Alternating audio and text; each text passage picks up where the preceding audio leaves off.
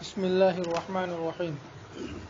مسلمانوں کو نمبر 6، مسلمانوں کو ایسی جگہ رہائش اختیار کرنی چاہیے جہاں وہ اپنے دین و ایمان اور اپنے تخصص کو برقرار رکھ سکے، اور تعلیم و تربیت کا ایسا انتظام کرنا چاہیے جسے اپنے دینی و ملی تشخص کی حفاظت کر سکے۔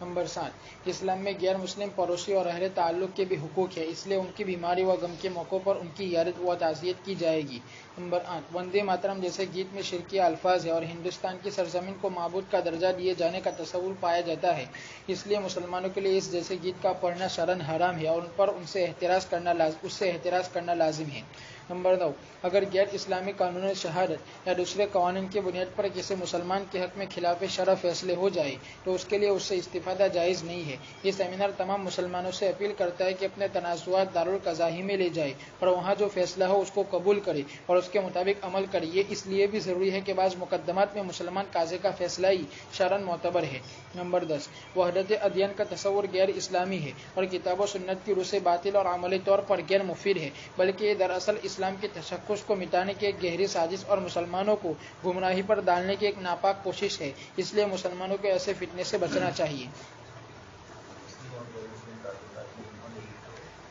کسی بھی علاقے میں مسلمان اور غیر مسلم رہتے ہوں ان کے متعلق کچھ جزیات دی گئی، لیکن چونکہ ہندوستان میں سیمینار ہوا ہے اس لیے یہاں کے مسلمان اور غیر مسلم کے تناظر میں بھی بہت سی چیزیں ذکر کی ہے۔ یہ کتاب و سنت کی روشنی میں بھی ذکر کی اور نفس عقائد کے اعتبار سے اس قسم کی چیزیں بالکل اہم منظم کی۔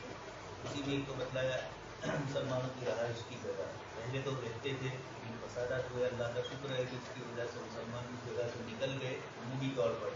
البتہ پرانے شہروں میں ابھی بھی ہندو اور مسلم دونوں کی مکانات ایک دوسرے سے ملے ہوئے ہیں۔ نئی سوسائٹیاں اور نئی آبادی جو ہوتی ہے عمومی طور پر اس میں الگ ہوتے ہیں۔ اس کا فائدہ ہے کہ مسجد مدرسے وغیرہ ساری چیزوں سے مسلمان فائدہ اٹھا سکتے ہیں۔ غیر مسلم علاقے میں ہے وہاں مدرسہ نہیں ہے، مسجد نہیں ہے، اور پھر ان کی تعلیم و تربیت میں ان کے درمیان رہیں گے۔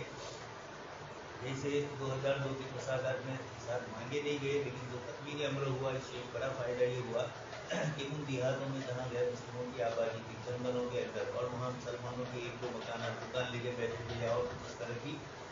وہ مکمل طور پر ایک پشت کے بعد دوسری پشت تیسری پشت، تو ہمارے مسلمان خود ان کے اندر کفر شرک میں ایسے مبتلا ہوئے تھے کہ ان کو کچھ پتا نہیں تھا۔ ایک مرتبہ آیا تھا ڈاکور اور اندر کے دیہاتوں کے اندر جہاں مسلمان رہتے تھے، کہا کہ ہم تو ان کو جے ماتا جی بولتے تھے، اس کے باوجود ہم کو مارا، کہا اسی لیے مارا، ہمارا رمی تو ولا کن اللہ رما، انہوں نے نہیں مارا ہے، اللہ پاک نے مارا ہے۔ تو وقتی طور پر نقصان بہت سارا ہوا کہ ان کے مال گئے، جان بھی کچھ گئی، نقصانات بھی بہت سارے ہوئے، اور برسوں کی زندگی کی کمائی ختم ہو گئی اور شہروں میں یا مسلمان علاقوں میں وہ آ گئے۔ لیکن سب سے بڑا فائدہ کہ ان کی اولاد اب مدرسوں میں آ رہی ہے، جو کبھی تصور جس کا نہیں ہو سکتا تھا دینی اداروں میں آنے کا، اور وہی اولاد انہیں یہاں دیہاتوں سے آ کر بڑو شہر میں آئی، سورت میں آئی، بڑے بڑے شہروں میں گئی، اور وہاں پھر ان علاقوں سے مسلمان آنے والے انہوں نے دین کو بھی بنیاد سمجھا، دعوت و تبلیغ والوں نے بھی محنت کی، مدرسوں کی مسائل، تو یہ تعلیم و تربیت کا انتظام بہت ضروری ہے، اس لیے کہ مساجد کے قریب اگر مسلمان نہیں رہتے، یوروپ میں مسلمانوں نے یہی کیا، انگلینڈ وغیرہ میں مسجد کے قریب ایسے زیادہ لے کر بھی مکانات لیے تاکہ اپنی اولاد کی تعلیم و تربیت کا انتظام ہو جائے، اور مسجد بنی تو خود غیر مسلم بھی وہاں سے نکلنے لگے، تو اس طریقے کی خیر وہ نکلے نہ نکلے وہ الگ مسئلہ ہے، ہمیں اپنا انتظام خود کرنا ہے۔ دوسرا، غیر مسلمین کے جو حقوق کتاب و سنت میں ذکر کیے ان کی عیادت کرنا، غم کے موقع پر ان کے گھر جا کر غم کا اظہار کرنا، تعزیت وغیرہ کرنا، خوشی کے موقع پر ان کے پاس جا کر خوشی کا اظہار کرنا، وہ چیزیں جو عام نارمل ہے، جن کا عقائد سے کوئی تعلق نہیں ہے، دنیا میں کوئی عقیدے والی چیز، کفر اور شرک والی ملاوٹ والی نہیں ہے، اس قسم کی چیزوں میں ان کا خیال رکھا جائے۔ آپ صلی اللہ علیہ وسلم نے اپنے پڑوسیوں کا خیال اور لحاظ فرمایا۔ وندے ماترم پر تو جانتی ہی شرک کیا ہے، اس لیے اس کے ساتھ سمجھوتا ہو نہیں سکتا ہے، برسوں پہلے سن چکے ہیں آپ۔ غیر اسلامی قانون شہادت یہ ایک بڑا مسئلہ ہندوستان سے وابستہ ہے، اور اسی طرح یوروپ کے ان ممالک سے وابستہ ہے جہاں مسلمانوں کی حکومت نہیں ہے، اور وہاں غیر یعنی وہ امور جو انجام دیے جاتے ہیں آپسی معاملات اور وسائل کی تجارت کے، تو حکومتوں کے سیکولر نظام کے اندر جو کچھ قوانین ہے، اس سے غلط فائدہ اٹھا کر ایک آدمی یہ سمجھے کہ حکومت نے مجھے دلوایا، اس سے یہی عورتوں کا مسئلے والا مسئلہ ہے، طلاق کے بعد بھی لمبی لمبی نفقے کی جو باتیں چل رہی ہے، اس کے پیچھے بھی یہی ہے کہ حکومت ہند نے یہ طے کیا ہے کہ اس طریقے سے اس کو یکلخت دیا جائے۔ اس وقت بھی جب یہ مسئلہ پیش آیا تھا مطعم بالمعروف اور متاع لکم، یہ اس قسم کے جملوں سے مولوی صاحب وغیرہ کی عبادتیں اس طرح کی تھی کہ جس کے معنی میں وسعت تھی، اور یہ اس کا معنی بھی انہوں نے نکالا، اور اس بنیاد پر حکومت نے مسئلہ راجیو گاندھی جب کانگریس کی دور میں تھی تو اس وقت یہی جو عارف محمد خان ہے کیرالہ کے راجیپال گورنر، وہ اس وقت کانگریس میں تھے، اور انہوں نے گڑبڑ کر کے انہی قسم کی آیتوں سے استدلال کر کے ثابت کیا۔ پھر کانگریس نے دیکھا کہ مسئلہ گڑبڑ ہو رہا ہے، پھر ضیاء الرحمن انصاری صاحب کو کھڑا کیا، اور انہوں نے وہی پارلیمنٹ اس میں قرآن و حدیث اور ہمارے بزرگوں کی عبادتوں سے انہوں نے اس کو ثابت کیا کہ یہ صحیح نہیں ہے۔ مسئلہ لمبا چلا، شاہ بنو کے صلاح اور یہ وہ بتلانا یہ ہے کہ وہ قانون تو وہیں رہا اور مسلمانوں کو بدنام کر دیا گیا، یہ الگ سے رہا۔ وومن بل پاس ہوا لیکن اس وومن بل میں کوئی چیز نہیں ہے۔ تو مولانا علی میاں صاحب نے بھی اس کو قبول کیا ہے کہ جلد بازی میں راجیو گاندھی نے جو فیصلے کیے اس کے اندر کی عورتوں نے اس کو مانا ہی نہیں، اور وہی اسی قسم کی چیز چلتی رہی، آج بھی وہی چل رہی ہے، حالانکہ اصل تو وہی مسئلہ تھا۔ کل نکاح کی عدت کے بعد کا نکاح ثانی نفقہ کا جو مسئلہ آیا تھا وہ آج بھی باقی رہا۔ اتنا لمبا چوڑا ہنگامہ مسلمانوں نے کیا لیکن اس کے بعد بھی اصل مسئلہ وہیں کا وہیں رہا۔ اس کے پیچھے بات یہی تھی کہ جو مانگنا ہوتا ہے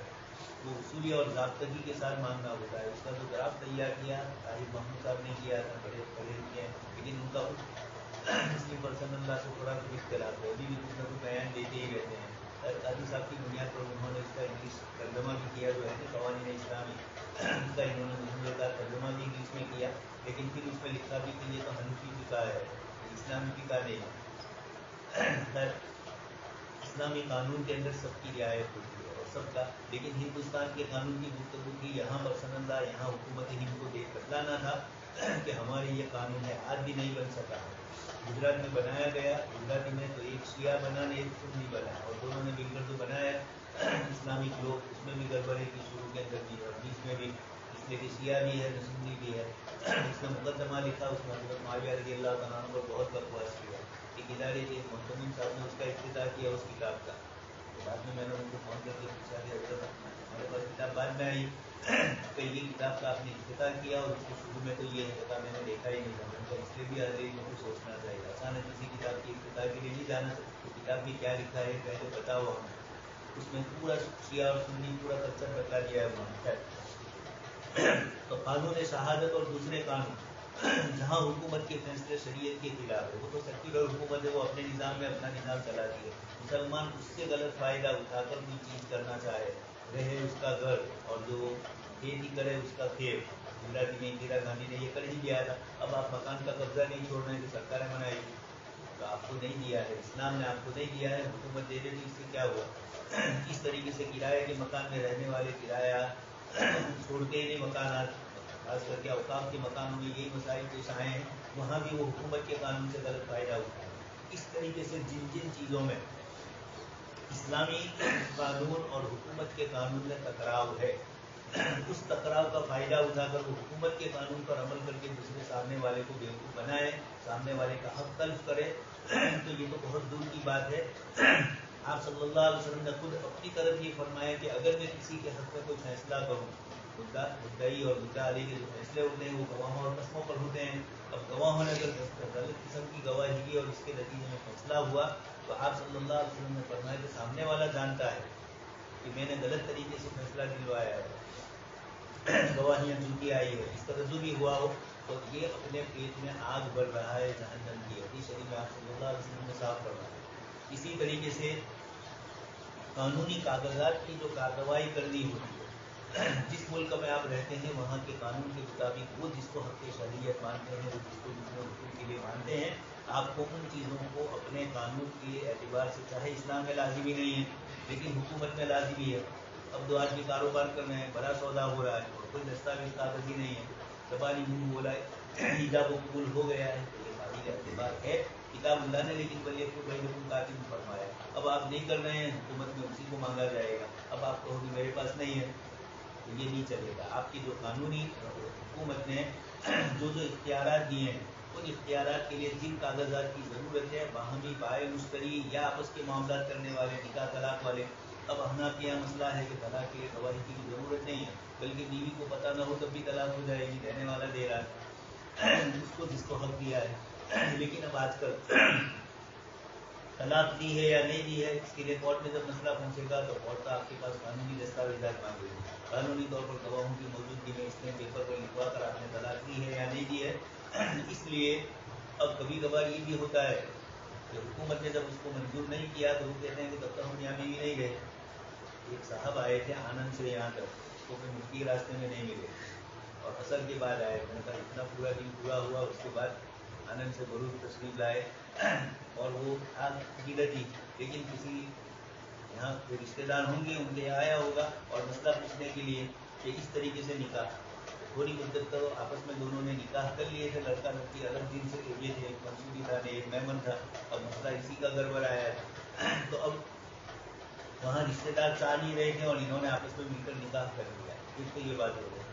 اتفاق سے۔ اس کے بعد ایک مدت کے بعد پھر اس کا نکاح کے متعلق انہوں نے بات کی، پھر تھوڑے دن کے بعد اس کا دونوں کے درمیان بنی نہیں ہے،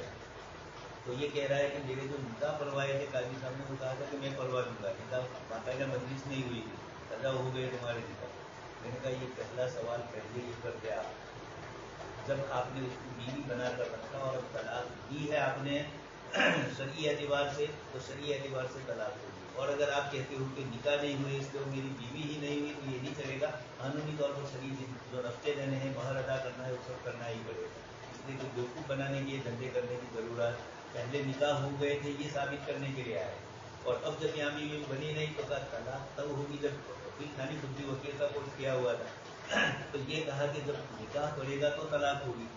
نکاح ہی نہیں صحیح ہوئے تو طلاق کہاں سے ہوگی، اس لیے قانونی طور پر جیت جائے، تو اس قسم کی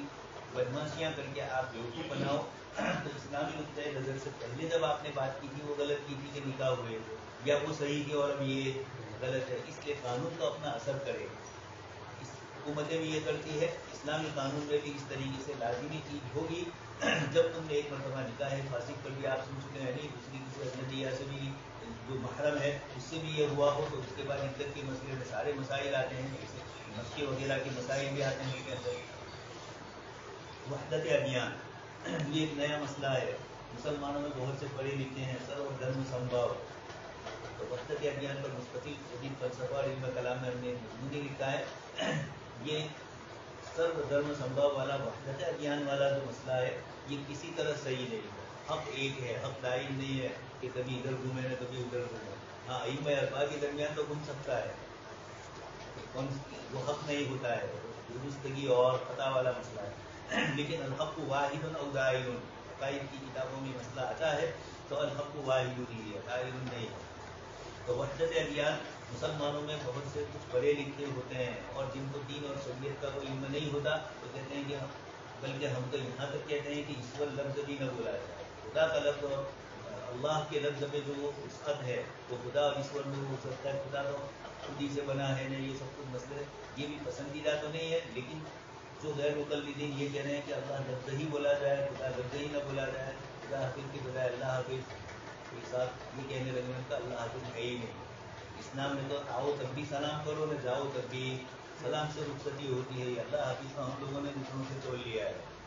پھر بھی غنیمت ہے کہ اللہ کا نام تو لے رہا ہے، منع نہیں کیا جائے گا لیکن اصلاح کروائی جائے، خاص کر کے مولوی ہو اور وہ اوکے اور السلام بولے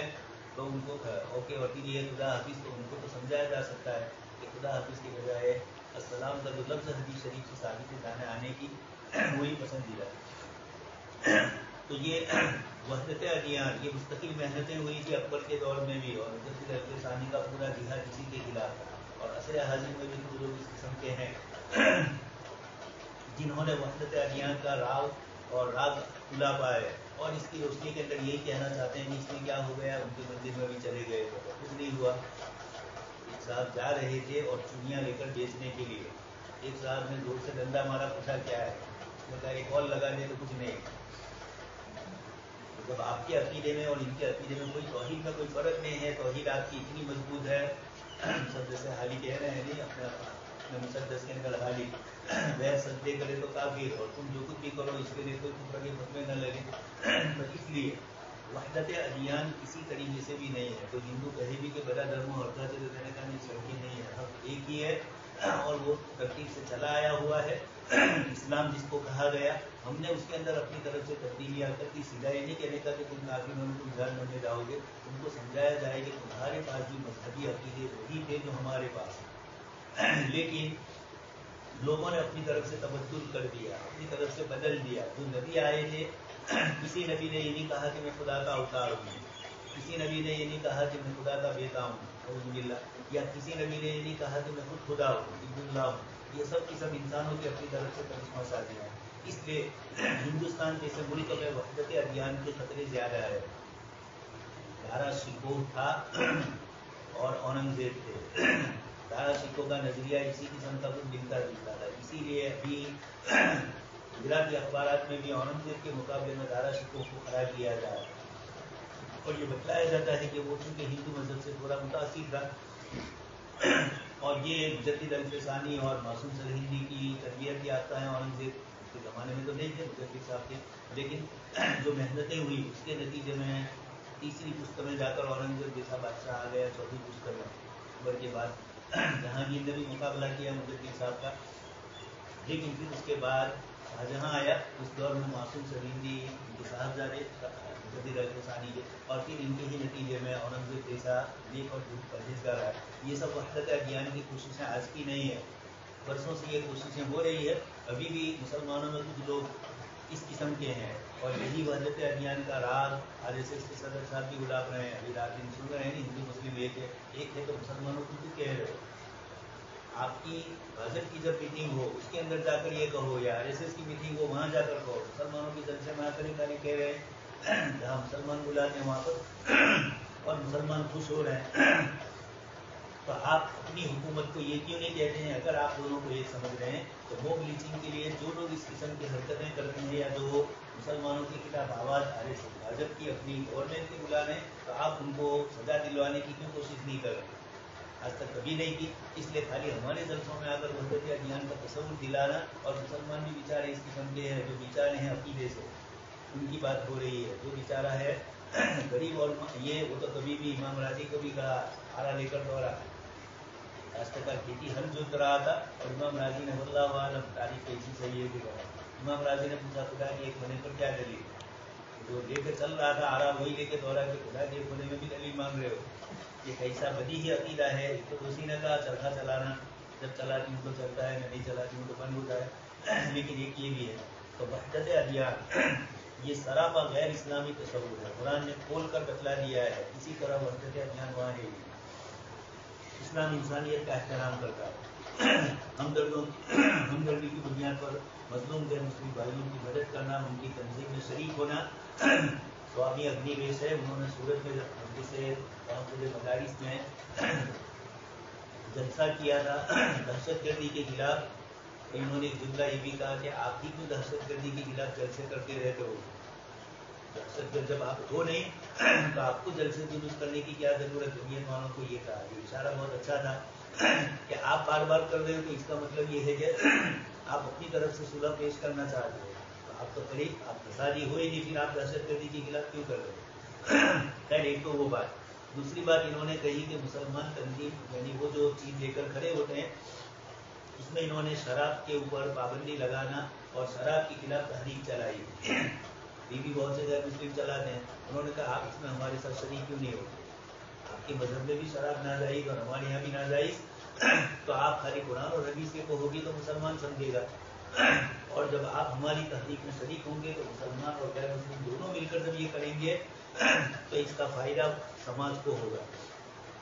इसी तरह इन्होंने जुआ के खिलाफ जो तंजीमें चल रही है, वो कह रही है कि मुसलमान जुआ इसलिए के है, जुआ खेलने में मुसलमान भी बहुत सारे हैं, गरीब पीपल में जो है तो बेचर रहो पटेल तो निकली जाए, मुसलमान तो मिल ही जाते हैं अंदर से। बल्कि कभी तो पूरी पूरी टीम ही मुसलमानों की होती है शराब की, अपने देहातों में जो खेले जा रहे हैं। नंबर 11, इस्लाम इंसानियत का एहतराम करता है, इसलिए मुसलमानों के लिए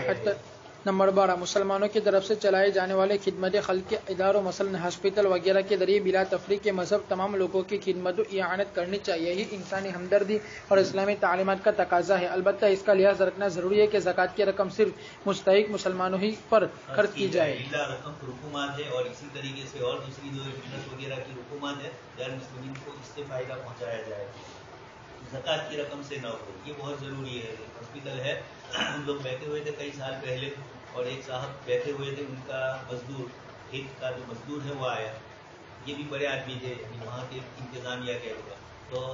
انہوں نے کہا کہ جاؤ, اور ڈاکٹر کو کہا کہ زکوٰۃ کھاتا میں جی میں لکی دی. ہم لوگ بیٹھے ہوئے تھے, میں نے ان کو پوچھا کہ زکوٰۃ کے بندے سے ان کو دینا یہ کہاں سے آیا. اسی طریقے سے ایک مرتبہ اسی جگہ پر ہمارے کے ساتھ خالد محمد صالح صاحب جوگواری تشریف لائے اور کینیڈا سے رقم جاتی تھی تو ان سے تعلقات تھے, تو انہوں نے وہاں بھی دعوت دی. قاضی صاحب رہے, اس کے بعد انہوں نے مجھے آ کر کہا کہ زکوٰۃ کا جو ذمہ دار ہے وہ کوئی گاندھی کر کے تھا, گاندھی پاکستان میں غیر مسلم تھا, انہوں نے زکوٰۃ کا مسئلہ نہیں خبر تھا. تو اس طریقے سے زکوٰۃ فنڈ تو قائم کیے جائیں لیکن صحیح مصرف میں استعمال نہ ہو, وہاں بھی چلا جائے. اسی طرح مسلمان کبھی کبھار ان کے گھر میں کام کرنے والا غیر مسلم ہے, وہ پیسے مانگے ہیں, بتا رہے ہیں تو زکوٰۃ میں دے دو, یا خود مسلمانوں نے زکوٰۃ کا مستحق نہ ہو اس کو دے دیے جائیں. اس لیے ہاسپٹل وغیرہ میں تو عموماً ہمارے یہاں یہی ہوتا ہے. ڈسٹبن بھی ہے, ہمارے دیہاتوں میں جو ہاسپٹلیں چلتی ہے غیر مسلم مسلمان کا کوئی فرق کیا, ان کے یہاں بھی جو ہاسپٹلیں ہیں وہ مذہبی ہے اور جو ساماجک لوگ ہیں وہ دونوں کا لحاظ کر کے دونوں میں چلاتے ہیں. اس لیے یہ تنظیم بھی ہے. اتحاد, اخلاق اور تیسری چیز خدمت, یہ تین بنیادیں ہیں غیر مسلموں میں اسلام کو پہنچانے کی. نمبر 13 اسلامی تعلیمات کا تقاضا ہے کہ قدرتی آفات کے موقع پر مسلم تنظیموں کی جانب سے برادران وطن کے ساتھ بھی حسن سلوک کیا جائے اور ان کے ساتھ ہمدردانہ رویہ مسلمان بھی کرتے ہی رہتے ہیں. مسلم تنظیمیں تو مسلموں میں نہیں دیتی بلکہ بہت زیادہ کچھ تو آگے بڑھ کے بہت زیادہ وہیں دیتی ہے, یہاں دیتی بھی نہیں ہے. تو یہ بھی صحیح نہیں ہے. جب زکوٰۃ کی حکومت آپ کے پاس آئی ہے تو مسلمان کو اور غیر مسلم کا فرق محدود رکھتے ہوئے دی جائے. اور اسی طریقے سے سود وغیرہ کی حکومت ابھی بھی حکم کا چل ہی رہا ہے, مسلمانوں کو بھی دے رہے ہیں, غیر مسلم کو بھی تنخواہ سے جا رہی ہے. وایا انگلینڈ, ہمیں خبر ہوتی ہے انگلینڈ سے, اس لیے ایک گروپ ہے, اس کا نام بھی ایسا رکھا ہے, وہ پسندیدہ نام نہیں ہے, گریٹ تنکاریاں. گریٹ بریٹن ختم ہو گیا تو گریٹ تنکاریاں کہاں سے رہا. گریٹ مت سے جہاد کا بڑا ہونا وہ ہے تو ہے, لیکن یہ مراد نہیں ہے. اور ہمارے دوست نے قائم کیا ہے, ہمارے ساتھی مدرسے میں پڑھتا ہے, تو اس کو میں نے یہی لکھا کہ یہ مناسب نہیں ہے, اس کا نام بھی اقبال ہی ہے. معاشی مسائل گاؤں میں جنسی تعلیم, یہ یہاں انہوں نے قائم کیا ہے. اب آپ جانتے ہیں جنسی تعلیم کے لیے تعلیم گاہیں بتا ہی دیا کابل والوں نے کہ کیا ہونا چاہیے. خالد صاحب کا پورا ایک مضمون ہے, اسکول میں دونوں کی تعلیم ایک ساتھ ہوتی ہے تو کیا کیا پریشانیاں لاحق ہوتی ہے. ساری پریشانیاں ہوئی ہیں. وہاں قاسم صاحب آگے فرماتے رہتے تھے کہ ایک لڑکی کے سامنے نوجوان لڑکی آئے اور اس کے ذہن میں کوئی چیز نہ ہو تو پھر اس کو حکیم صاحب کے پاس جدید کہ مسلمان ایسا ہی ہو, لیکن یہ ہے کہ یہ چیزیں ہوتی ہی رہتی ہے. قیدیوں کے حقوق, چونکہ قیدیوں میں زیادہ تر مسلمانوں ہی کو قید کیا گیا تھا, جنتا لوگوں میں بھی اور ہندوستان میں بھی کثرت سے دیکھ رہے ہیں. ان کے بھی بہت سارے حقوق ہیں, یہ بھی انہوں نے لکھے ہیں. عنوان دے دیا, بعد میں معاملات پڑھ لینا. جدید ذرائع ابلاغ کے ذریعے عقود و معاملات, ممالک میں عدالت کے ذریعے طلاق, یہ بھی یہاں سب میں مسئلہ ہے.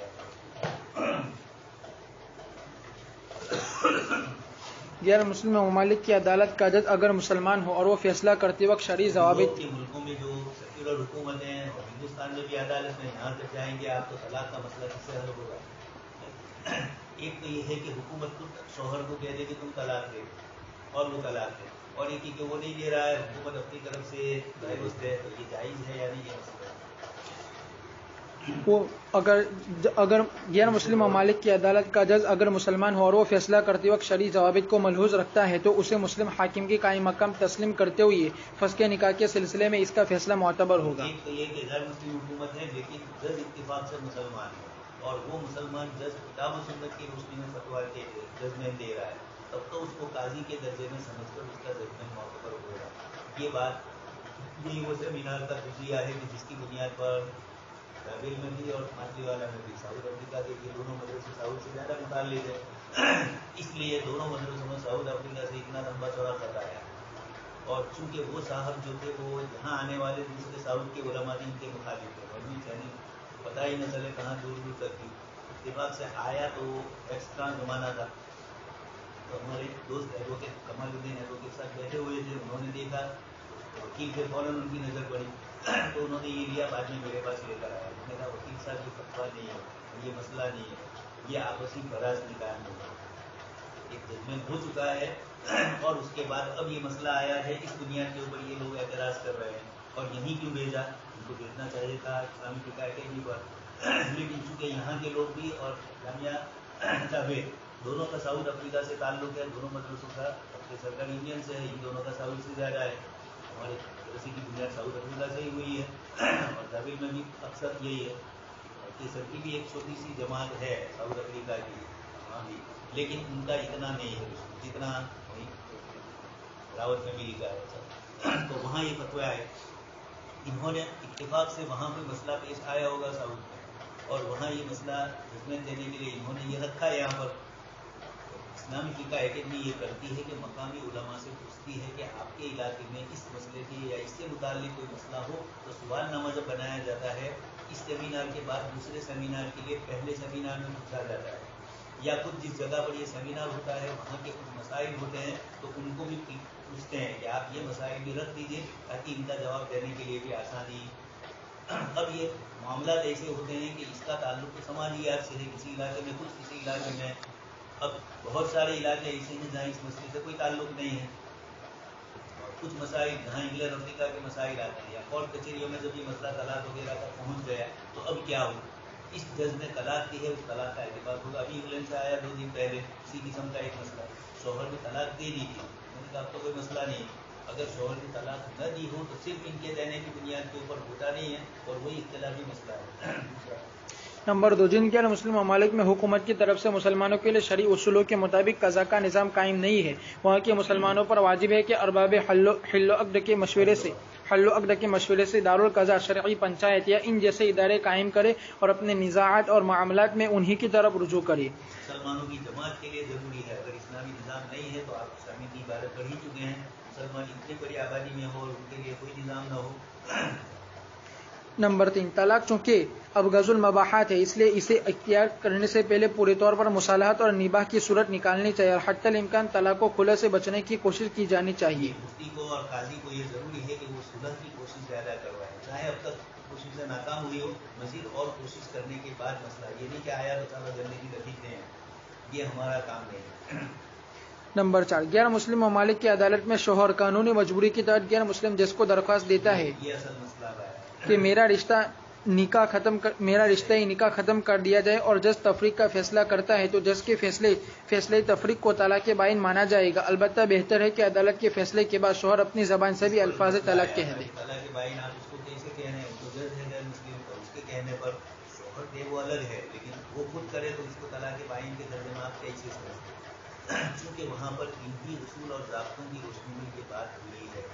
इसलिए अगर हम रद्द भी करेंगे, अगर शौहर दे देता है तब तो मसला हल हो गया, लेकिन शौहर नहीं दे रहा है, मना कर रहा है, तो इस औरत को अपने आप को इस मर्द के चुंगल से छुड़ाने के लिए इसके पास और कोई चीज़ नहीं है। इस्लामी क़ज़ा का निज़ाम नहीं है, काजी भी तो कर सकता था, लेकिन वो मुसलमान काजी है और वो काजी है, इसलिए वो इख्तियारात रखता है। अब मजबूरी के दर्जे में जब वहाँ इस्लामी काजी नहीं है, शौहर तलाक नहीं दे रहा है, तो ऐसे वक्त में औरत को मजबूरी से बचाने के लिए और सेक्युलर निज़ाम के कानून में वो रहते हैं, वहाँ के कानून पर अमल करना, उन्होंने उसका माहरे का भारत मारो देश से से क्या है उसको कहते हैं, प्रतिज्ञा बोलते हैं उसको, तो उसमें आपने यही कबूल किया है कि इसके दूसरा कानून है, उसका हम क्या करेंगे लिहाज, लेकिन शरीयत से टकरा रहे तो वैसे हम नहीं करेंगे। लेकिन इस किस्म की मजबूरी जब होगी तो औरत को छुटकारे का और कोई जरिया नहीं, और ये जो हुकूमत बैठी हुई है वो मुसलमान है नहीं, इसलिए मजबूरी के दर्जे में उसका एतबार उस वक्त कर लिया गया जबकि और कोई चारे कार नहीं है और औरत को निकलना है, तो कैसे निकलेगी, वो जानबूझ के तलाक नहीं देना। कि हमारे पास परसों 2 दिन आपको कहा 2-3 दिन पहले 2-4 केस पड़े हुए हैं, शौहर गुजरात में रहते हुए भी कह रहा है कि तलाक नहीं दूंगा, हालांकि वहाँ काजी को इख्तियार है, लेकिन वही चूँकि सुप्रीम कोर्ट में वो मसला पहुँचा है कि एक तरफा फैसला कर लेते हैं मुफ्ती लोग, जज लोग, इस्लामी कोर्ट वाले, इसलिए अब थोड़ा उसकी बात से बचने की इम्कानी कोशिश की जाएगी। लेकिन अब वो औरत, हम बचे हैं और वो औरत बेचारी बैठी हुई है, तो उसका नफका नहीं दे रहा है, और इज्जत का सवाल है कि शादी नहीं है तो वो किसी और से शादी नहीं करती है, कर नहीं सकती है शरीयत एतबार से, इस बुनियाद के ऊपर उस औरत की इज्जत और नामुस की भी हिफाजत की जिम्मेदारी शरीयत की जिम्मे है, तो शरीयत उसका भी तो फैसला करेगी। अगर उसको ये कह दे कि नहीं तलाक नहीं हो रही है, तो यकीनी बात है कि वो जाएगी कहाँ। और ये दोनों चीज़ें, खान और नफका का मसला, कोई किसी को कब तक देता रहेगा, ये तो अल्लाह ही भी देते रहते हैं, माँ बाप भी है, बाकी और दूसरी भाई भी होगा, बहन भी होगी, और करीबी रिश्तेदार, और कितना ही ज़्यादा ताल्लुकात, मुकम्मल किसी को पाल नहीं सकता, ये हमामी दाब कभी किसी ने लिया है। इसलिए वहाँ मसाइल आते हैं औरत के लिए, परेशानी आती है, मजबूर होती है, कभी रुपये पैसे दिए भी तो काम इतना करवाया, या बेइज्जती ऐसी की घर के रिश्तेदारों ने भी उसको न दी, इस किस्म की कई पेचीदगियाँ आती है। इन तमाम चीज़ों को मजबूत रखते हुए मुफ्तियों ने कहा कि चाहे वो गैर मजबूत दर्ज है, लेकिन अब चूँकि काफ़ी मजबूरी का दर्जा है और उस मुल्क के कानून के हिसाब से भी ये है, इसलिए अब ये औरत की तलाक समझी जाएगी। मुतलक नहीं कहा है, बहुत सारी पेचीदगियों को मेरे पेश नज़र है। अब कोई मुतलक पूछ ले तो ये नहीं है, जहाँ जिस जगह बड़ी मसला है, अब वहाँ लड़के वाले पूछने वाले थे इंग्लैंड से, तो मसला हल था, वही पूछ रहे थे, इसलिए मैंने उनको कहा कि न दी हो तो अभी दे दे, लेकिन चूँकि दे चुका था तो और की भी मोतबर हो रही। नंबर 5, अगर गैर मुस्लिम ममालिक की अदालत में गैर मुस्लिम जज के सामने औरत इश्तिहाई इज़्दिवाज को ख़त्म करने के लिए दरख्वास्त देती है। एकेडमी के पास दुनिया भर से मसाइल आते हैं, या दुनिया भर की एकेडमियों से ये जुड़े हुए हैं, इसलिए वहाँ के मसाइल भी इस किस्म के उनके साथ आते हैं। अभी फ़लस्तीन का मसला थोड़े साल पहले आया, 3 तलाक 3 है या 1 है, तो फ़लस्तीन में कुछ मजबूरियाँ हैं, इसलिए बेचारे पूछ रहे थे, लेकिन हम लोग हनफी है, और चूँकि 3 तलाक के मसले में सब मुत्तफ़िक़ हैं, हना क्या में अरबा चला, इमाम बुखारी भी साथ में हमारे, और इस किस्म के मसाइल होते हैं। कभी कभार ये होता है कि एक मुफ्ती अपने इलाके और अपने जहन से सोचता है कि ये कैसा फतवा, उसको उन मजबूरियों और परेशानियों का इल्म नहीं होता है जो किसी दूसरे इलाके के लोगों को होती है। इसलिए मुफ्ती महमूद हसन साहब गए और इंग्लैंड वालों ने शान का मसला पूछा था, अपने मकामी मुफ्तियों से पूछा, हम कहा आज है कल चले जाएंगे, वहाँ के मसाइल वहाँ के मुफ्ती जानते होंगे, लेकिन मुफ्ती भी खुद लग रहे थे कि क्या करें। अब तीसरे को भी फरीक बना रहे हैं, किसी भी नए मुफ्ती साहब जाते हैं, किसी को भी पूछ लेते हैं, और वो मौलाना को मालूम नहीं बेचारा, हम देखिए बस मुझे पूछ रहे हैं, बेचारे बड़े परेशान हैं। हालांकि परेशान कुछ भी नहीं है, ये सारे मसले आपस के, यानी अवाम परेशान होंगे लेकिन मौलवी लोग परेशान नहीं है। उन्होंने इस मसले का हल नहीं निकाला, 15 दिन या 18 दिन का भी जो चर्चा वहाँ चल रहा है। अगर गैर मुस्लिम ममालिक की अदालत में गैर मुस्लिम जज के सामने औरत रिश्ते इज़्दिवाज को ख़त्म करने के लिए दरख्वास्त देती है और गैर मुस्लिम जज उसकी दरख्वास्त पर शौहर की इजाज़त से तफरीक का फैसला करता है तो मोतबर है, वरना ये तफरीक शरअन मोतबर नहीं होगी। ऐसे सूरत में औरत या तो शौहर से खुला हासिल करे या दारुल कज़ा व शरीफ पंचायत के जरिए निकाह फस्ख कराए। जहाँ इस किस्म के मसाइल है, जहाँ नहीं है वहाँ क्या करेगी, वहाँ मजबूर हो जाएगी। जदीद ज़राए इबलाग के जरिए उक़ूद व मामलात। नंबर 1, मजलिस से मुराद वो हालत है जिसमें अकीदन की किसी मामले को तय करने में मशगूल हो। इत्तिहाद मजलिस का मकसद एक ही वक्त में इजाब का कबूल से मरबूत होना है, और इख्तिलाफ मजलिस से मुराद है कि एक ही वक्त में इजाब व कबूल में इर्तिबात का तहक़्क़ुक़ न हो सके। नंबर 2, फ़ोन और वीडियो कॉन्फ्रेंसिंग के जरिए मजलिस का एक तो वो मसला तो कहा है कि पुराने ज़माने में जिक्र किया है, मजलिस कब ख़त्म होती है और मजलिस कब ख़त्म नहीं होती है, सब आप पढ़ के आए पुरानी किताबें। अब मसला ये है कि मजलिस ही नहीं होती है, सामने दोनों बैठे हुए नहीं है, हज़ारों किलोमीटर दूर है लेकिन सामने है वीडियो के जरिए। तो अब इस बैठे हुए को ये मजलिस समझी जाए, शौहर यहाँ है, बीवी वहाँ है, तो इनको मजलिस समझी जाए, भाई यहाँ है, मुश्तरी वहाँ है, गवाह यहाँ है और जज साहब दूसरी जगह है। इस किस्म की जो नई नई पेचीदगियाँ आई, जदीद ज़रा इजलास में जितनी भी शक्लें आई, उनको जो मामला के हल करने के सिलसिले में मुफ्तियों ने चंद चीज़ों को जिक्र किया। नंबर 2, फ़ोन और वीडियो कॉन्फ्रेंसिंग के जरिए बे में इजाब व कबूल मोतबर होगा। इत्तिहाद मजलिस का मकसद एक ही वक्त में इजाब का कबूल से मरबूत होना है और वो हो जाता है। लेकिन निकाह के सिलसिले का मसला और जैसा इनके ज़िम्मे आया, और मामलात के मसाइल के अंदर रात दिन हो रहा है, एक ही मजलिस में दोनों सौदा कर रहे हैं, एक एक मिनट 2-2 मिनट के अंदर आप फ़ोन के जरिए किसी से मामला करते हैं, फ़ोन में भी यही हाल है, वीडियो के जरिए भी, इंटरनेट के जरिए सब चीज़ें यही हो रही है। इंटरनेट पर भी अगर बैक वक्त अकीदन मौजूद हो और इजाब के बाद फौरन दूसरे की तरफ से कबूल ज़ाहिर हो जाए तो बे मुनक़िद हो जाएगी, और इन सूरतों में अकीदन को मुत्तहिदुल मजलिस तस्वुर किया जाएगा। इसका इतिहास समझा जाएगा, इसलिए इन बहसों को न छेड़ा जाए। मुफ्ती साहब कोई मसला पूछे कि क्या सौदा सही है, अगर दोनों की मजलिस एक नहीं है, निकाह में तारीफ में मजलिस के मुख्तलिफ होने पर इजाब व कबूल का दारो मदार है, तो मजलिस किसको कहते हैं और उसका मफहूम क्या है, एक ही वक्त में इजाब और कबूल का इत्तिबार हो, यहाँ हो जाता है। جیسے وہاں دونوں کی موجودگی جسم کے ساتھ ہے، اس طرح یہاں کی موجودگی نئے آلات کے ذریعے ہے۔ اگر انٹرنیٹ پر ایک شخص نے بے کی پیشکش کی اور دوسرا شخص اس وقت انٹرنیٹ پر موجود نہیں تھا، بعد کو اس نے اس پیشکش کرنے والے کا پیغام حاصل کیا، یہ صورت تحریر و کتابت کے ذریعے بے کی ہوگی، اور جس وقت وہ دوسرا شخص اس پیشکش کو پڑھے اسی وقت اس کی جانب سے قبولیت کا اظہار ضروری ہوگا۔ نمبر نیٹ کے اوپر آپ نے لکھ دیا کسی کو، یا آپ نے فون پر کسی سے بات چیت کر لی اور واٹس ایپ چھوڑ دیا، وہ نہیں ہے اس وقت، تو ایجاب ہوا آپ کی طرف سے، اس کی طرف سے قبول کب ہوا؟ جب اس نے پڑھا، کھولا، اور کب کھولتا ہے یہ بھی آپ کو معلوم ہوتا ہے۔ وہ کہے کہ میں نے نہیں کھولا، اگر سے کچھ نئی چیزیں بھی نکلی ہے، کھولا تب بھی نہ کھولنا سمجھ میں آتا ہے، اور وہ کھول چکا ہوتا ہے، تو اب وہ یہ کہے کہ میں نے نہیں کھولا ہے۔ تو ایک یہ ہے کہ جب ایک شخص نے ایجاب کر لی، آپ نے پڑھا، ایک دن گزرا، 2 دن گزرا، آپ نے کوئی جواب ہی نہیں دیا اس کو، تو اب وہ کیا سمجھے؟ اب تیسرے دن آپ اس کو کہہ رہے ہیں کہ چلو میں نے قبول کر لیا، دوسرے سے سودا کر لیا ہو، آپ کا جواب نہیں آیا تو وہ کیا کرے؟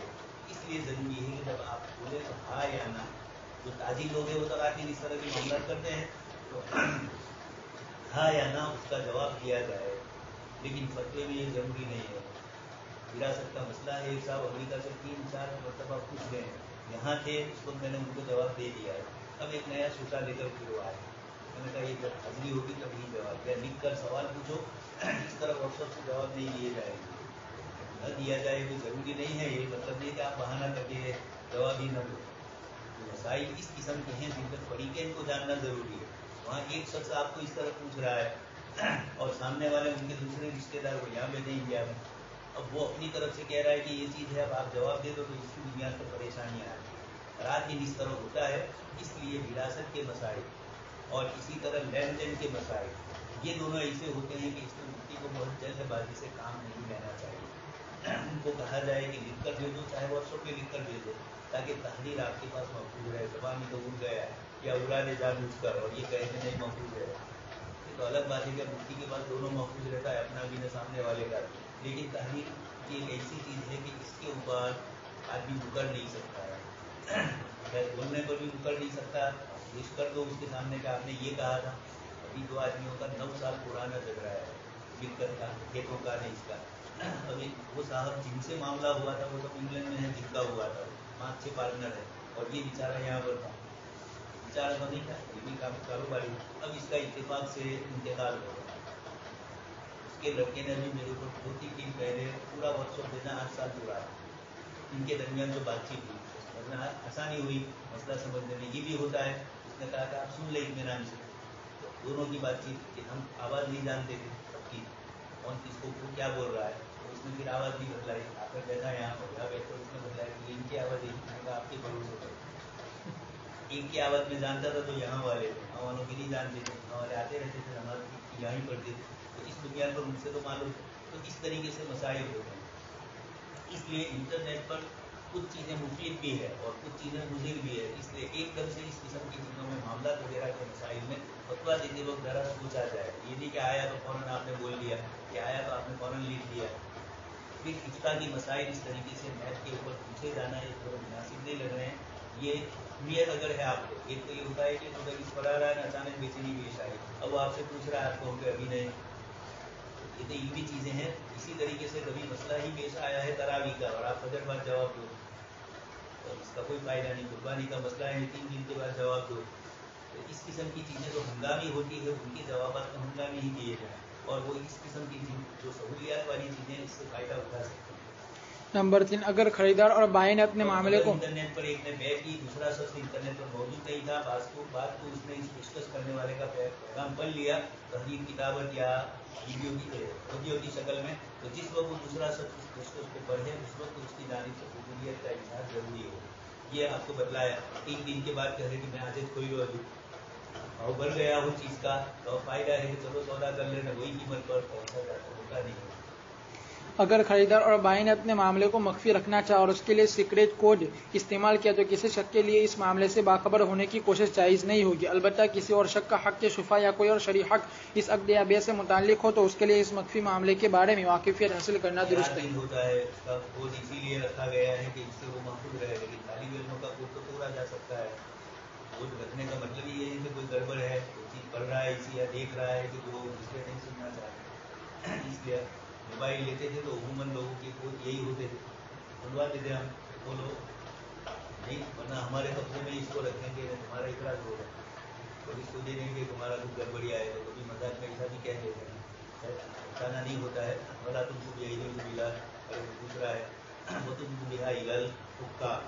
जुदा कुलू बड़ीपन तो है नहीं कि मकसद यहाँ जिनका होता है इस तरीके से लोगों की चीज़ें कर लेते हैं, नहीं कि ब्लैक मेलिंग करते हैं। तुम्हारा सुनना इसीलिए होता है ताकि ये कहीं ना कहीं झगड़ा होता है वो चीज़ तो हुकूमत तक पहुँचाएंगे, या सामने वाले जिस बड़ी के मुतालिक कहा है इतने पैसे तो वरना ये करेंगे। पूरा की मस्जिद के रुपये के हिसाब से मास्टर साहब इनके मुतालिक किसी ने गलत किस्म की चीज़ें लिख दी,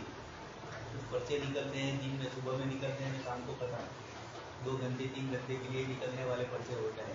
ये अखबार की तरह नहीं होते। उनकी कमाई का जरिया क्या होता है, लोगों को ब्लैक मेलिंग करना, किसी के मुतालिक तुम्हारी ऐसी मालूमात मिली है इतने रुपये दो वरना ये मालूमात हम छाप देंगे। तो ये घबरा गए, यहाँ आए तो मैंने कहा आप घबराने की जरूरत नहीं, एक दिन 2 दिन कुछ पैसे दूसरी मरतबा इतफाक में उन्होंने फिर अजीज तनकानी साहब को पूछा कि अखबार की दुनिया में ऐसा होता है, आपका सही है मतलब में जो कहा हो, वरना आप जिंदगी भर पैसे देते ही रहेंगे और वो कहीं ना कहीं आपको ब्लैक मेलिंग इसके साथ छाप छूटे जो छापना एक मरतबा ही छपेगा नहीं। और जो लोग सही जानने वाले, लेकिन मुसलमानों में ये चीज़ें ज़्यादा फैलाने की रिवाज है, अच्छी चीज़ होती है वो बेचारी वही रहती है अपना दिमाग में, और ये इस किस्म की चीज़ें ज़्यादा चलती है। तो सेक्रेट कोड किसी के हैं, ये इस बात की दलील है कि इसको सीक्रेट ही रखा जाए, उसको किसी तरीके से इधर उधर न किया जाए, इसलिए आपके लिए खोलना जायज़ नहीं होगा। अलबत्ता 2 आदमियों के कारोबार में किसी तीसरे आदमी के हाथ जा रहा है तो फिर ऐसे मौके पर, लेकिन ये तो फुकाहा ने लिखा है, आम मतलब लोगों में इस किस्म की चीज़ें नहीं होती है, इसलिए इजाज़त दे दी जाए तो हर चीज़ में कहेगा कि मेरा इसमें खुलाना था, मेरा इसमें खुलाना था, ये कर सकते हैं, ले सकते हैं। किसी मुल्क में दूसरे मुल्क के खिलाफ कोई चीज़ हो रही है, वहाँ की एमबीसी पर कब्जा किया तो वहाँ से ले भी सकते हैं, अगर से लिया नहीं है, लेकिन बराबर ये हो रहे हैं कि सब कुछ ले गया हमारा। करेंसी नोट की शरई हैसियत। मौजूदा दौर में सोना चांदी जरिए तबदला नहीं रहा और कागजी नोटों ने जरिया तबदला होने में सोने चांदी की जगह ले ली है। हुकूमत के कवानीन भी कागजी नोटों को मुकम्मल तौर पर करेंसी नोट सनद व हवाला नहीं है बल्कि समन है और इस्लामी शरीयत की नज़र में करेंसी नोट की हैसियत ज़र इस्तिलाही व कानूनी की है। नंबर 2, असर हासिल में नोटों ने जरिए तबदला होने